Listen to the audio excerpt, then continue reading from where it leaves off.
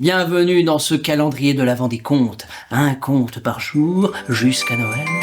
C'est parti.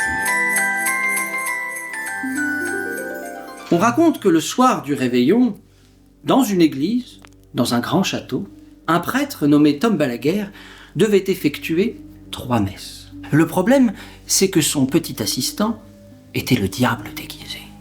Et le diable déguisé lui disait « Tu sais que juste derrière ce mur, il y a un grand banquet, avec de la dinde fourrée aux truffes, avec du bon vin chaud, avec des choses qui mijotent, tu sens les odeurs. » Le diable lui dit des choses qui rendraient fou n'importe quel gourmand. Mais il se concentre. J'ai 3 messes à faire. Arrive la première messe. Tom Balaguère essaye de se concentrer. Mais le diablotin, il fait sonner la cloche, histoire de presser Tom Balaguère. Tom Balaguère, il s'en mêle un peu les pinceaux, mais il arrive à faire sa première messe. Il salive, il pense à ce banquet. Alors arrive la deuxième messe. Tom Balaguère, malheureusement, il craque. Il se fait presser par la cloche de l'autre, là, qui arrête pas de sonner. Mais en plus, il lui tourne les pages très vite.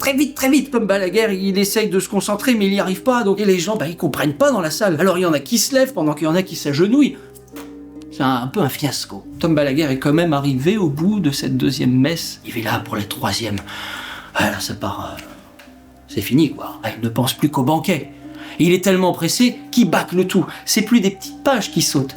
C'est des chapitres entiers. Il fait, bon, voilà, allez, Abeus Papam, Ave Maria, hop, tout le monde est béni. On va tous manger. Et tout le monde se lève et fait, ouais! Tous sont au banquet et on voit Tom Balaguère qui, comme un ogre, il mange tout ce qui passe, il boit, il prend un œuf de caille. Il meurt sur la table du banquet. Alors, son esprit monte vers le paradis. On l'accueille très froidement et on lui dit « Tom Balaguère, tu as préféré un bon repas à une belle messe. Ton châtiment sera de faire 300 messes avant de pouvoir remonter. » On raconte, depuis lors, que le soir du réveillon, dans les ruines de l'église du grand château, on aperçoit le fantôme de Tom Balaguère, qui est tout le temps affamé et qui récite sa messe en secouant une cloche qui n'a pas de son. À demain pour une nouvelle histoire.